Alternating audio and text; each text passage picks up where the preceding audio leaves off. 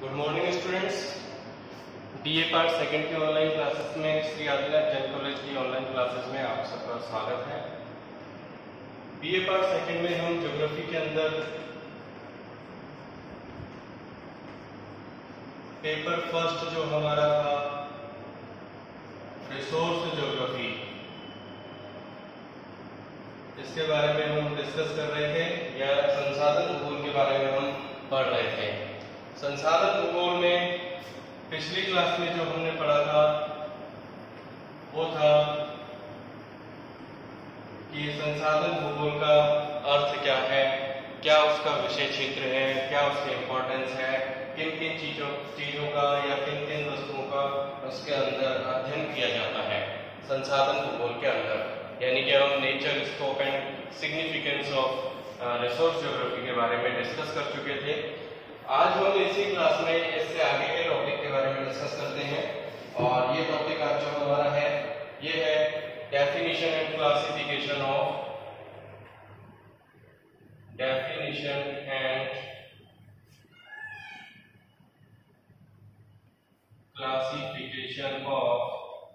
Resource geography, जो आज का हमारा टॉपिक है।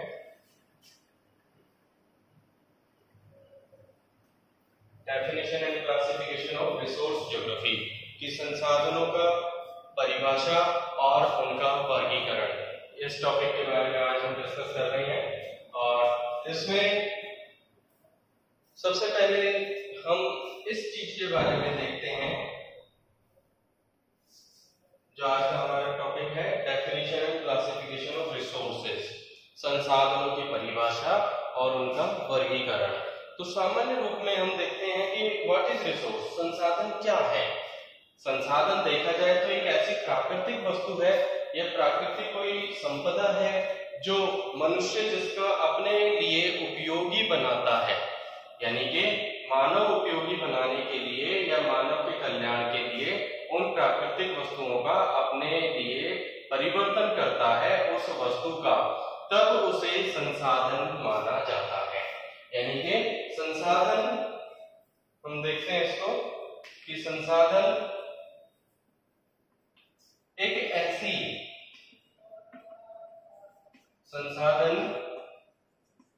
ऐसी प्राकृतिक और मानवीय संपदा है, यानी कि ये प्राकृतिक भी है और मानवीय भी है, कि संसाधन एक ऐसी प्राकृतिक और मानवीय संपदा है जिसका उपयोग, संसाधन सामान्य रूप में क्या है कि एक ऐसी प्राकृतिक और मानवीय संपदा है, यानी कि मानवीय या प्राकृतिक कोई ऐसी वस्तु है, संपदा है जिसका उपयोग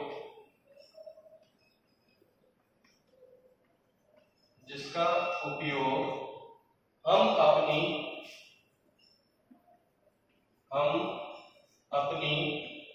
यानी कि मानवीय आवश्यकताओं, हम अपनी आवश्यकताओं की पूर्ति में करते हैं।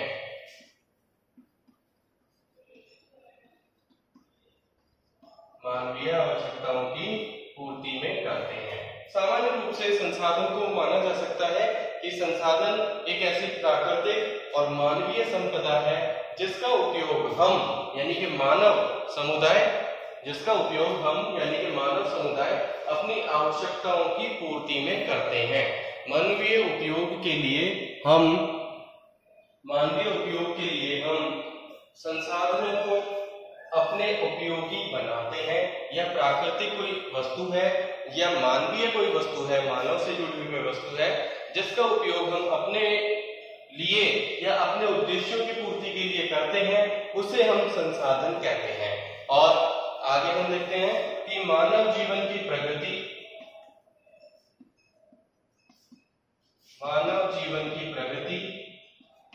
विकास और अस्तित्व, मानव जीवन की प्रगति, विकास और अस्तित्व क्या है, संसाधनों पर निर्भर रहते हैं या संसाधनों पर निर्भर करते हैं। मानव जीवन की जो प्रगति है, जो उसका डेवलपमेंट है और जो उसका अस्तित्व है मानव जीवन का, वो संसाधनों पर निर्भर करते हैं। तो अब हमें पता चल रहा है कि मानव जीवन भी कब डेवलप कर पाएगा, मनुष्य भी अपनी उन्नति कब कर पाएगा, जब उसके पास संसाधन उपलब्ध होंगे और उन संसाधनों को मनुष्य अपने लिए उपयोगी बनाकर मानव जीवन की प्रगति सुनिश्चित कर सकता है, उनका विकास करता है और मानव जीवन का जो अस्तित्व है वो भी लंबे समय तक संसाधनों पर ही निर्भर करता है। तो इस आधार पर हम कह सकते हैं कि संसाधन क्या है, प्राकृतिक और मानवीय दोनों का मिश्रण है। प्राकृतिक रूप से कोई चीज उपलब्ध हो गई है और मनुष्य ने जब उसको अपने लिए उपयोगी बनाया तभी वो क्या बन गया, संसाधन के रूप में मानव के सामने आ गया। अब इसके बाद में हम बात करते हैं कि संसाधन की अब हम सामान्य रूप में क्या कह सकते हैं कि संसाधन क्या है। जो भौगोलिक शब्दावली है, ये ज्योग्राफिकल जो लैंग्वेज होगी, इसमें हम रिसोर्स को क्या मान सकते हैं, इसको हम लिख सकते हैं पृथ्वी पर विद्यमान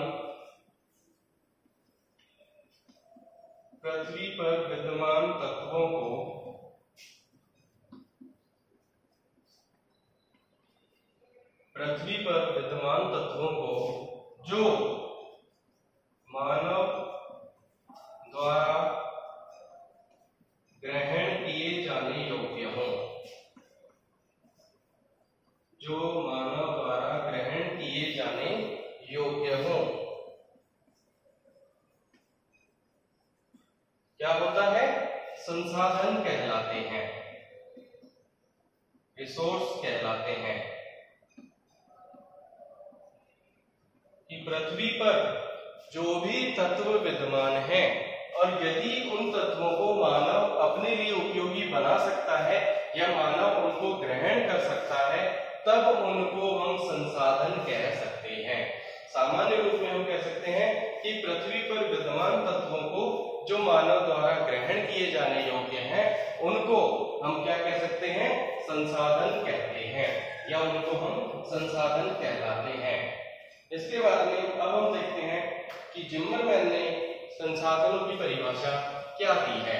इसके बारे में अब हम डिस्कस करते हैं कि according to Zimmerman what is resources. कि जिम्मरमैन जो एक विद्वान थे, भूगोलविद्ता थे, उन्होंने क्या बताया। हम यहाँ संसाधनों की परिभाषा लिख रहे हैं जिम्मरमैन के अनुसार।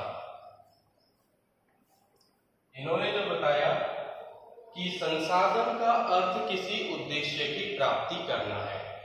इन्होंने माना कि संसाधन का अर्थ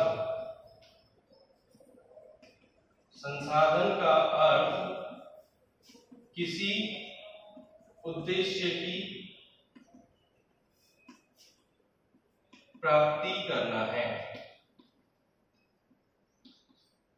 संसाधन का अर्थ किसी उद्देश्य की प्राप्ति करना है और यह उद्देश्य, संसाधन का अर्थ किसी उद्देश्य की प्राप्ति करना है और यह उद्देश्य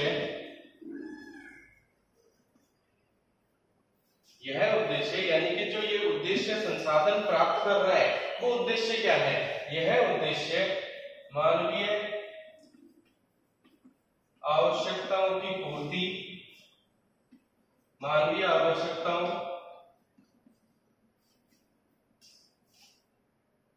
यह उद्देश्य मानवीय आवश्यकताओं और सामाजिक लक्ष्यों की, यह उद्देश्य मानवीय आवश्यकताओं और सामाजिक लक्ष्यों की प्राप्ति करना है।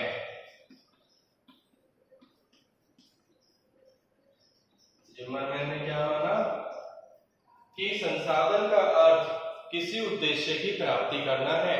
कि जिम्मरमैन का मानना यह था कि संसाधन जो है वो किसी उद्देश्य के लिए निर्मित होता है, यानी कि कोई भी वस्तु है उसका निर्माण किसी उद्देश्य के लिए होता है और वो उद्देश्य क्या होता है, मानवीय आवश्यकताएं, मनुष्य की इच्छाएं और सामाजिक लक्ष्य। मनुष्य की जब इच्छाएं पूरी होंगी तो वो साथ साथ सोशल ऑब्जेक्टिव्स की भी फुलफिल करता है, यानी कि उनकी भी पूर्ति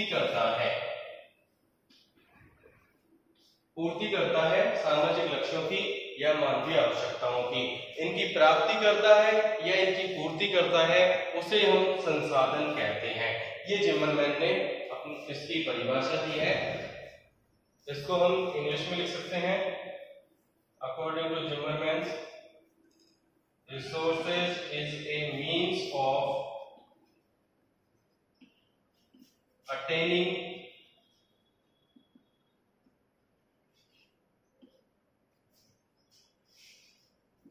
resources is a means of attaining given ends,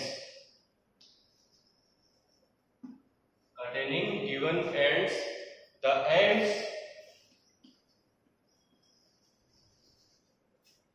being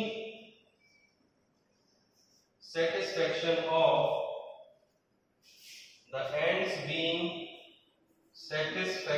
of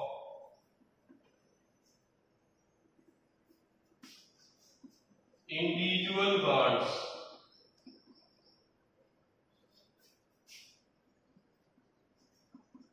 and all of social justice, social objectives.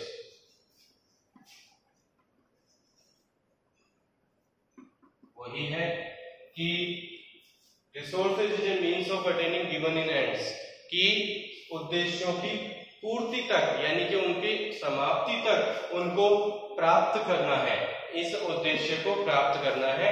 ये अर्थ किसका है? रिसोर्स का। द एंड्स बीइंग यानी कि ये उद्देश्य क्या है?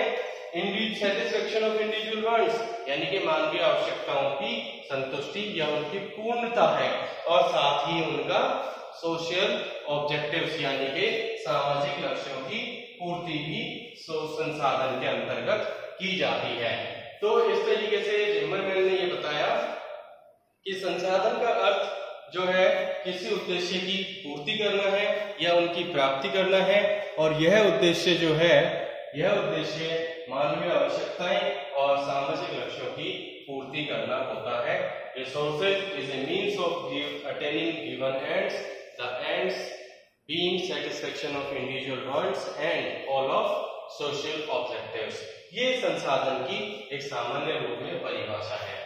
कोई भी पृथ्वी के ऊपर प्राकृतिक वस्तु है, वो संसाधन तभी कहलाती है जब उसके अंदर कुछ गुण होते हैं, कुछ क्वालिटी होती हैं। तो वो कौन कौन सी दशाएं हैं जिनसे हम किसी भी प्राकृतिक वस्तु को संसाधनों की श्रेणी में जोड़ सकते हैं या उसको हम संसाधन मान सकते हैं। तो ऐसी कुछ कंडीशंस हैं जिसके आधार पर हम ये कह सकते हैं कि प्रत्येक प्राकृतिक वस्तु तो संसाधन नहीं है, लेकिन उन प्राकृतिक वस्तुओं में यदि कुछ ये जो कंडीशंस अभी हम बता रहे हैं यदि वो उपलब्ध है तो उसे संसाधन की श्रेणी में हम मान सकते हैं। तो ये क्या कंडीशंस हैं? ये नंबर 1, इसको हम लिख सकते हैं कि इसके लिए दशाएं क्या है या क्या कंडीशंस होंगी जिससे हम किसी भी प्राकृतिक वस्तु को, प्राकृतिक संपदा को संसाधनों की श्रेणी में मान सकते हैं। ये है नंबर 1 कि वस्तु का उपयोग संभव हो, वस्तु का उपयोग संभव हो। सबसे पहली कंडीशन क्या है कि कोई भी प्राकृतिक वस्तु है जो मनुष्य के द्वारा उसको संसाधन कब जो माना जाएगा, जब उसका उपयोग कोई सुनिश्चित हो जाएगा कि ये प्राकृतिक वस्तु थी, इसको हमने अपने अनुकूल बनाया, अपने उपयोग में लिया और उसका हम आगे उपयोग कर सकें, तब उसे हम कह सकते हैं कि वो संसाधनों की श्रेणी का है। जैसे प्राकृतिक रूप में हमें वनस्पति के रूप में लकड़ी मिल गई, लकड़ी हमें मिल गई। हम सामान्य रूप में जो प्राचीन समय के जो लोग थे उनका उपयोग क्या था? उसे जलाने में काम लेते थे, लेकिन मनुष्य ने अपने दिमाग से उसका उपयोग बढ़ाया, फर्नीचर के लिए किया, आधुनिक चीजों में लकड़ी का उपयोग करने लगे, तो मनुष्य ने उस वन या वनस्पति को वन संसाधन के रूप में डेवलप किया। इसके बाद में जो नेक्स्ट है इसका दूसरा, वो है कि जो प्राकृतिक संपदा है उसका जो परिवर्तन होगा, रूपांतरण होगा, वो अधिक मूल्यवान, इसका जो प्राकृतिक संपदा या वस्तु जो है उसका परिवर्तन अधिक मूल्यवान और उपयोगी वस्तु के रूप में किया जा सके। अधिक मूल्यवान और उपयोगी वस्तु के रूप में किया जा सके। कि जो प्राकृतिक रूप से हमें उपलब्ध कोई भी वस्तु है उसको जब हम परिवर्तित कर रहे हैं, मानव के द्वारा जब उसका परिवर्तन किया जा रहा है, तो वो अधिक मूल्यवान बननी चाहिए और मानव के लिए उपयोगी वस्तु के रूप में उसका परिवर्तन हो जाना चाहिए। तभी उसे हम क्या कह सकते हैं, संसाधन मान सकते हैं। नेक्स्ट जो है इसके बाद वो है कि जो वस्तु होगी उसमें, यानी कि जिसमें निश्चित उद्देश्यों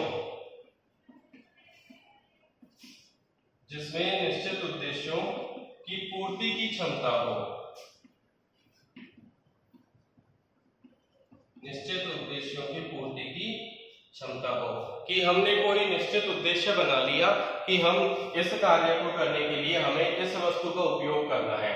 यदि उस वस्तु के अंदर वो गुण होंगे कि हम उस उद्देश्य की प्राप्ति कर सकें, तभी हम उसको संसाधन मान सकते हैं, तभी हम उसे संसाधनों की श्रेणी में जोड़ सकते हैं। इसके बाद जो नेक्स्ट है कि जो वस्तु हम बना रहे हैं, मनुष्य जो बना रहा है प्राकृतिक संपदा को लेकर, उस वस्तु का दोहन या उपयोग करने के लिए, वस्तुओं का उपयोग या दोहन करने के लिए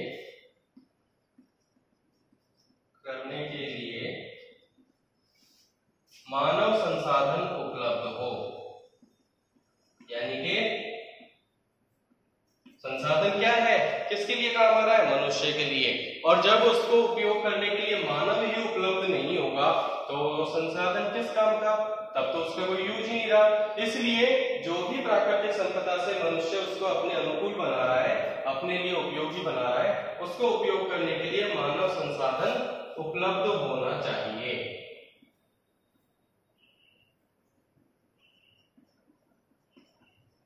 ये इसकी अगली कंडीशंस है संसाधनों की श्रेणी के लिए। और इसके बाद अगली जो कंडीशन है कि संसाधनों के सतत विकास के लिए पूंजी की आवश्यकता रहती है। यानी कि संसाधनों का जो उपयोग किया जाएगा, संसाधनों के सतत विकास के लिए, यानी कि लंबे समय तक किसी संसाधन का उपयोग करने के लिए, संसाधनों के सतत विकास के लिए आवश्यक पूंजी हो। जब पूंजी नहीं होगी तो उसका उपयोग किस रूप में हम कर पाएंगे। यानी कि ये एक बड़ी एक्टिविटी है, बड़ा आर्थिक स्तर के ऊपर हम इसको कह सकते हैं कि एक बड़ी क्रियाविधि है। कि जैसे प्राचीन रूप में हम कह सकते हैं कि पृथ्वी के आंतरिक भाग से खनिज तेल या कच्चा तेल निकल रहा था, लेकिन मनुष्य ने जब रिफाइनरी लगाई, शोधनशालाएं लगाई, तभी उनका उपयोग करके, उस कच्चे तेल का उपयोग करके और उसको अपने अनुकूल बनाया, केरोसिन के रूप में, पेट्रोल के रूप में, डीजल के रूप में। तभी हमें जो संसाधन मिल सका वो किस लिए मिला, क्योंकि पूंजी की उपलब्धता हुई, जिससे रिफाइनरी की स्थापना हो सकी और उसके बाद में ही उस कच्चे तेल का उपयोग किया जा सका। कच्चा तेल कोई उपयोगी नहीं हो रहा था, लेकिन पूंजी का निवेश करके और उसमें क्या किया, रिफाइनरी स्थापित की, और वो रिफाइनरी ने क्या किया, उस कच्चे तेल को मनुष्य के लिए उपयोगी बनाया, चाहे वो किसी भी रूप में हो, डीजल हो, पेट्रोल हो, खनिज तेल या उसमें क्या नाम है, केरोसिन के रूप में हो। तो ये जो भी वस्तु बन रही है प्राकृतिक रूप से, वो इन कंडीशंस में संसाधनों की श्रेणी में हम उनको जोड़ सकते हैं। जैसे उसका उपयोग सुनिश्चित हो कि उसका उपयोग कर सके मनुष्य, उसको परिवर्तन किया जा सके उपयोगी वस्तु के रूप में और मूल्यवान वस्तु के रूप में, उसके अंदर किसी निश्चित उद्देश्य की पूर्ति की क्षमता हो कि मानव के लिए, कोई समाज कल्याण के लिए उपयोगी है उसका उद्देश्य, तो उसको परिवर्तित किया जा सके। और मानव संसाधन की उपलब्धता कि मनुष्य के लिए ही तो संसाधनों का निर्माण हो रहा है, और जब मनुष्य ही उपलब्ध नहीं होगा तो संसाधन का कोई मतलब ही नहीं रहा। और जो लास्ट इसमें था कि सतत विकास के लिए पूंजी की आवश्यकता होती है, तभी हम उसको संसाधन का लंबे समय तक उपयोग कर सकते हैं।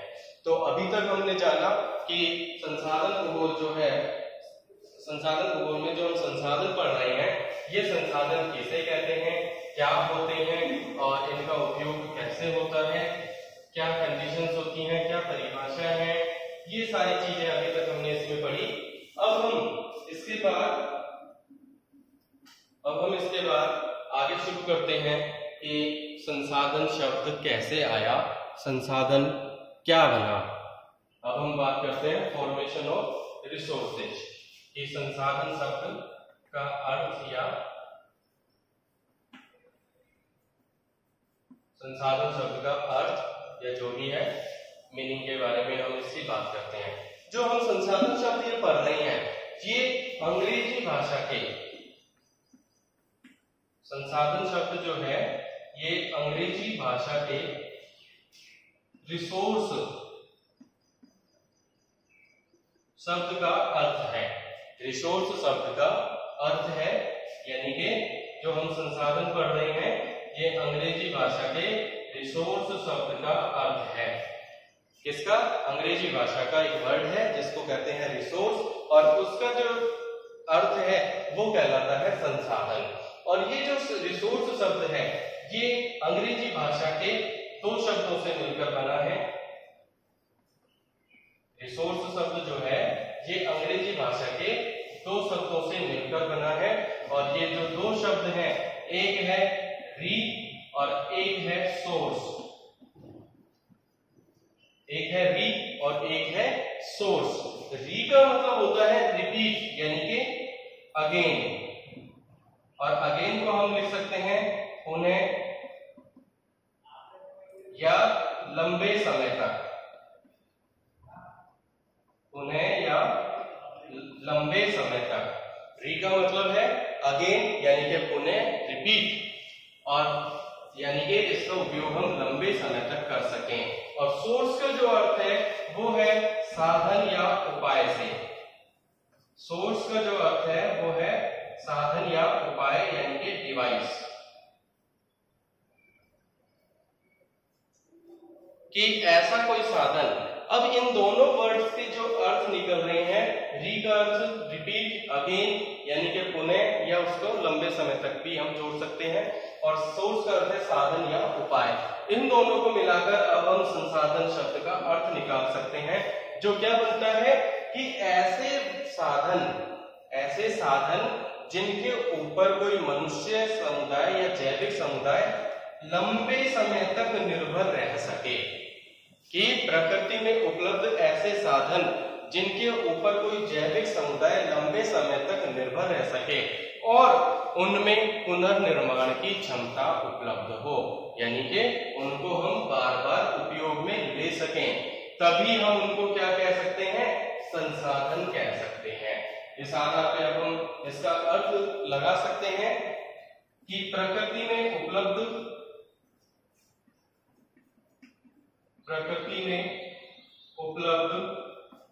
वे साधन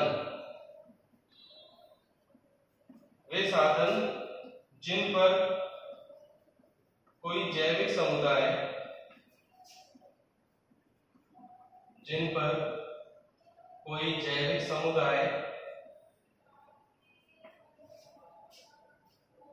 दीर्घ अवधि तक, यानी कि लंबे समय तक,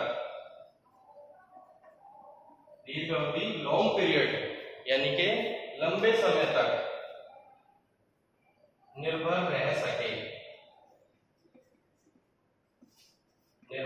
सके और उनमें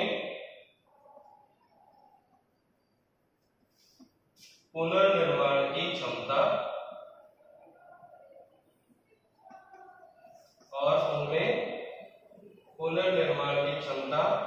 उपलब्ध हो। यानी कि इन दोनों शब्दों का अर्थ जानकर हम बता सकते हैं कि संसाधन क्या है?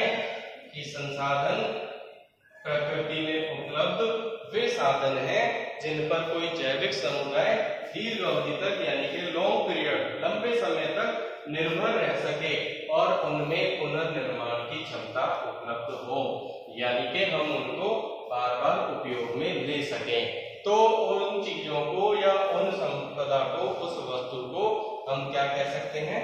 संसाधन कह सकते हैं।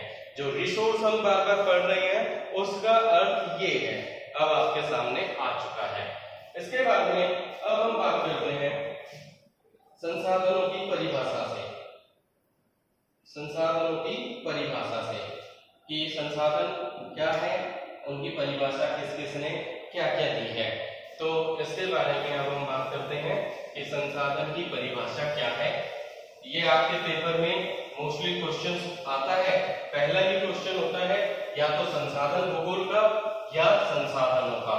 तो ये अपना इंपॉर्टेंट टॉपिक है, इसलिए अब हम इसमें डिस्कस करते हैं संसाधनों की परिभाषा से। संसाधनों की परिभाषाएं जो जो इंपॉर्टेंट है उनके बारे में हम डिस्कस कर लेते हैं। संसाधनों की परिभाषाओं में ये आपके छोटे क्वेश्चंस में, बड़े क्वेश्चंस में ये आपका पूछा जाता है संसाधनों की परिभाषाओं से या संसाधन भूगोल की परिभाषा। संसाधन भूगोल की परिभाषा हम पिछली क्लास में पढ़ चुके हैं, डिस्कस कर चुके हैं। आज हम टॉपिक कर रहे हैं रिसोर्स यानी कि संसाधन के बारे में। तो संसाधन भूगोल की जो संसाधन की जो परिभाषा है वो सबसे पहले जो नंबर 1 हम पढ़ रहे हैं वो है समाज विज्ञान कोश। समाज विज्ञान कोश के अनुसार यानी कि एनसाइक्लोपीडिया जिसको हम बोलते हैं, समाज विज्ञान कोश के अनुसार संसाधन क्या है। संसाधन इसमें इन्होंने जो बताया था वो है कि संसाधन, इनकी जो परिभाषा थी वो ये है कि संसाधन मानवीय पर्यावरण के वे पक्ष हैं जिनके द्वारा संसाधन मानवीय पर्यावरण के वे पक्ष हैं जिनके द्वारा मानवीय आवश्यकताओं, जिनके द्वारा मानवीय आवश्यकताओं यानी कि संसाधन मानवीय पर्यावरण के वे पक्ष हैं जिनके द्वारा मानव की आवश्यकताओं की पूर्ति में, जिनके द्वारा मानव की आवश्यकताओं की पूर्ति में सुविधा होती है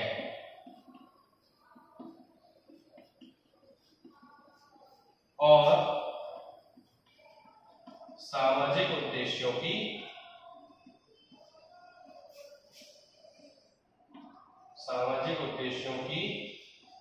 पूर्ति होती है या प्राप्ति होती है। ये समाज विज्ञान कोश के अनुसार, एनसाइक्लोपीडिया के अनुसार जो परिभाषा दी है इन्होंने वो है कि संसाधन मानवीय पर्यावरण के वे पक्ष हैं जिनके द्वारा मानव की आवश्यकताओं, जो मनुष्य की आवश्यकताएं हैं उनकी पूर्ति में सुविधा होती है और साथ ही जब मानवीय आवश्यकताओं की पूर्ति होगी तो साथ ही सामाजिक उद्देश्यों की पूर्ति भी होती है। ये समाज विज्ञान कोश के अनुसार इनकी परिभाषा है। दूसरी परिभाषा हम पढ़ रहे हैं जिम्मरमैन के अनुसार। संसाधनों से जुड़ा हुआ जो नाम है, मुख्य नाम है वो है जिम्मरमैन का, और जिनको संसाधन के टॉपिक के लिए एक इम्पोर्टेंट माना जाता है। आगे हम इसमें जिम्मरमैन का संसाधनों का वर्गीकरण भी पढ़ेंगे। तो जिम्मरमैन की जो परिभाषा है संसाधन भूगोल की, वो परिभाषा है कि इनका मानना था कि संसाधन पर्यावरण की वे विशेषताएं हैं। जिम्मरमैन ने क्या माना था कि संसाधन पर्यावरण की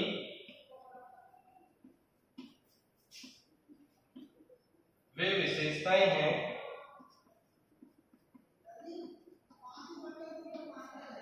जो या जिनको मानवीय आवश्यकताओं की पूर्ति में, जिनको मानवीय आवश्यकताओं की पूर्ति में सक्षम माना जाता है, जिनको मानवीय आवश्यकताओं की पूर्ति में सक्षम माना जाता है और सक्षम माना जाता है, उन्हें मानव की आवश्यकताओं और क्षमताओं द्वारा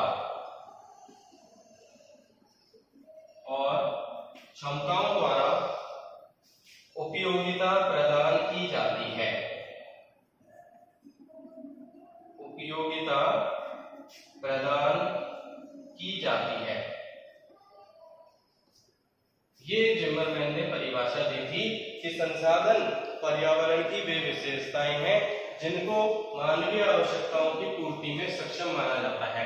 यानी कि प्राकृतिक पर्यावरण में ऐसी चीजें जिनके द्वारा मानवीय आवश्यकताओं की पूर्ति सुनिश्चित होती है, या वो पर्यावरण की जो विशेषताएं हैं वो कैपेबल है इसमें मानवीय आवश्यकताओं की पूर्ति में। तो संसाधन क्या माना इन्होंने जिमरमैन ने कि संसाधन पर्यावरण की वे विशेषताएं हैं जिनको मानवीय आवश्यकताओं की पूर्ति में सक्षम माना जाता है, यानी कि इन विशेषताओं के द्वारा मानवीय आवश्यकताओं की पूर्ति सुनिश्चित होती है और इन्हें मानव की आवश्यकताओं और क्षमताओं द्वारा उपयोगिता प्रदान की जाती है। यानी कि कोई प्राकृतिक वस्तु है उसको मनुष्य अपनी आवश्यकता के लिए किस रूप में परिवर्तित करे और वो अपना दिमाग लगाकर क्षमताओं द्वारा उसको परिवर्तित या उपयोगिता दे सकता है। ये जिमरमैन के अनुसार परिभाषा थी। इसके बाद में हम एक और परिभाषा पढ़ लेते हैं। वो परिभाषा है जेम्स फिशर की। जेम्स फिशर की जो परिभाषा है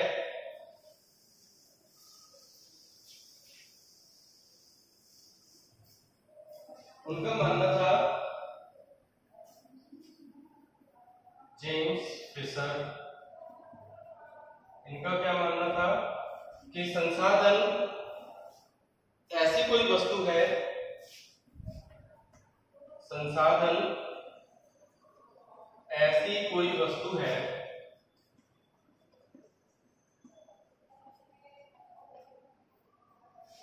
जेम्स फिशर ने माना था कि संसाधन ऐसी कोई वस्तु है जो मानवीय आवश्यकताओं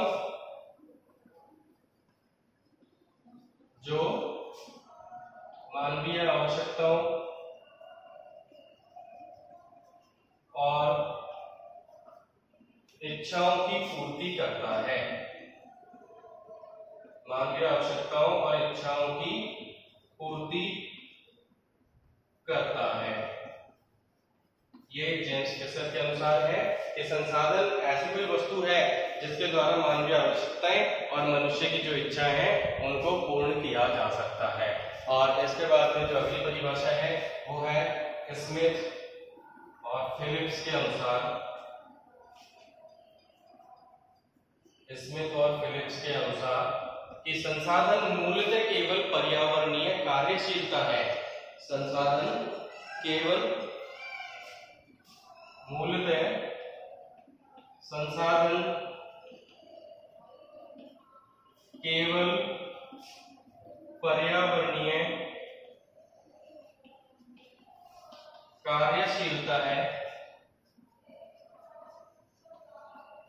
जो मूलतः संसाधन केवल पर्यावरणीय कार्यशीलता है जो मानवीय उपयोग में आती है, जो मानवीय उपयोग में आती है।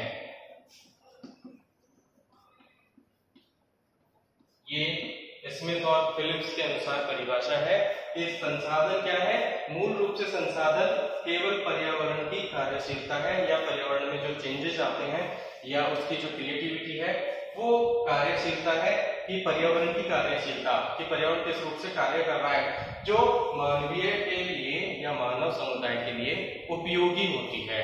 तो ये परिभाषा हमने कुछ पढ़ी है संसाधन से रिलेटेड। और इसके बारे में अब हम आगे बात करते हैं कि प्रकृति में कुछ संसाधन ऐसे हैं। ये अभी हमने संसाधन की परिभाषा पढ़ी इसके बाद में अब हम बात करते हैं कि प्रकृति के अंदर कुछ संसाधन ऐसे हैं, यानी कि मात्र ही नाम मात्र या कुछ ही ऐसे संसाधन हैं जो बिना मनुष्य के प्रयास के संसाधन बनते हैं। अन्यथा क्या है कि जो प्राकृतिक वस्तु है उसको मनुष्य अपने अनुकूल बनाता है या मनुष्य ही उसको परिवर्तित करके क्या करता है, संसाधनों की श्रेणी में जोड़ता है। जैसे इसी श्रेणी में जैसे अब हम कहें कि प्रकृति के अंदर जो उपलब्ध वस्तुएं हैं उसका मनुष्य संसाधन के रूप में उपयोग कब कर रहा है, जब वो उसमें अपना मानवीय दिमाग लगा रहा है, मानव अपनी खोज कर रहा है। तो इसलिए जो कहा जा सकता है कि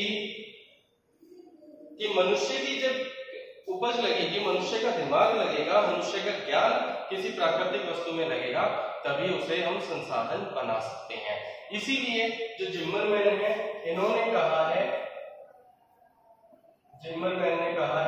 कि संसाधन होते नहीं,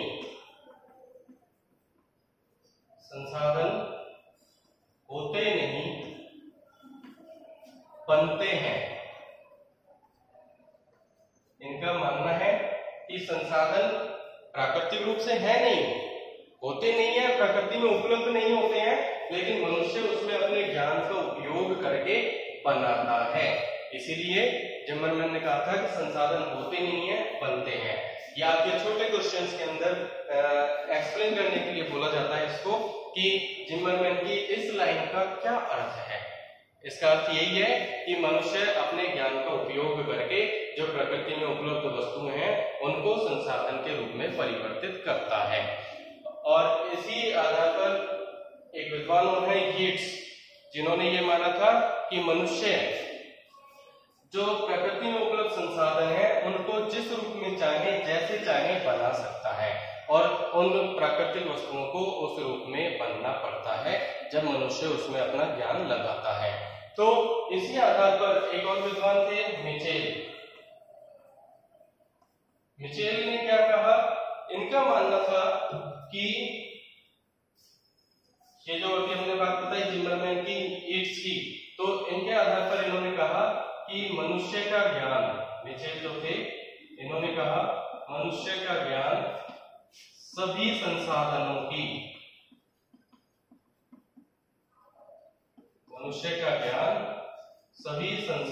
की जननी है। यानी कि जब तक मनुष्य अपने ज्ञान का उपयोग नहीं करेगा तो संसाधन के रूप में परिवर्तित नहीं कर सकता किसी भी प्राकृतिक वस्तु को, और जब मनुष्य ने अपना ज्ञान लगाया तभी संसाधनों का जन्म हुआ। तो इसलिए इन्होंने कहा कि सभी संसाधनों का जन्म कहां से हुआ, मनुष्य के ज्ञान से। तो आज की क्लास में हमने जो डिस्कस किया है संसाधन के बारे में, संसाधन शब्द की उत्पत्ति के बारे में, उसकी परिभाषाओं के बारे में। अगली क्लास में जो हम डिस्कस करेंगे वो होगा संसाधनों के वर्गीकरण के लिए। आज की क्लास में आप लोगों को ये परिभाषाएं याद करनी है और अगली क्लास में मिलते हैं हम संसाधनों के वर्गीकरण के साथ।